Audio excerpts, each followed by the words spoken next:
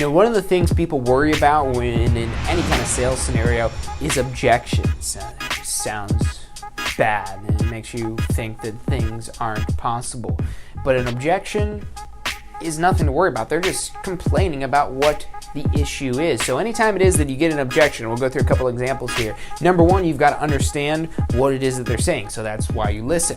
Number two, you agree with them. We'll talk about that in a second. And then number three, you solve their problem. So let's go through a couple examples.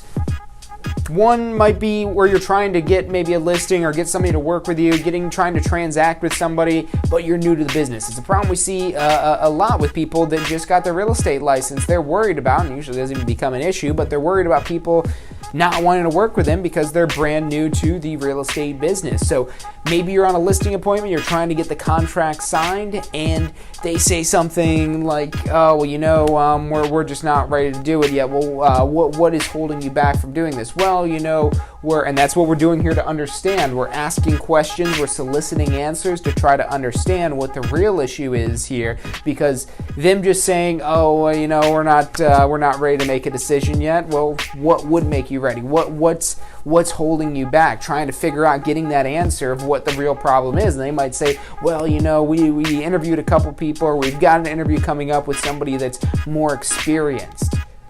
Oh, I completely agree. I understand that you want an experienced person to help you through one of the biggest transactions you're going to deal with in your lifetime. Is that correct? Yes, that is correct.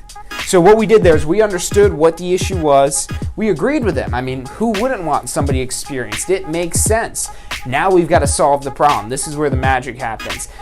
So I don't know if I was clear about this in the listing presentation, but my broker has over 25 years of experience. Whatever your broker has for experience, there's somebody really good that you could leverage when you're new to the business. My broker has over 25 years of experience, and because I am new, I'm involving my broker directly in this transaction. They're going to be working by my side to make sure that we get you the best deal possible, that you're well taken care of. And the good news is, because I don't have many clients right now, I can devote my time and attention to you. Now, is it okay if I involve my broker in the transaction? And they said, oh, yeah, no, that'd be fine. We would definitely want that. Great. Just sign right here and we can go ahead and get started. Oh, well, we're not sure. So then we go back to now understanding what the other issues may be.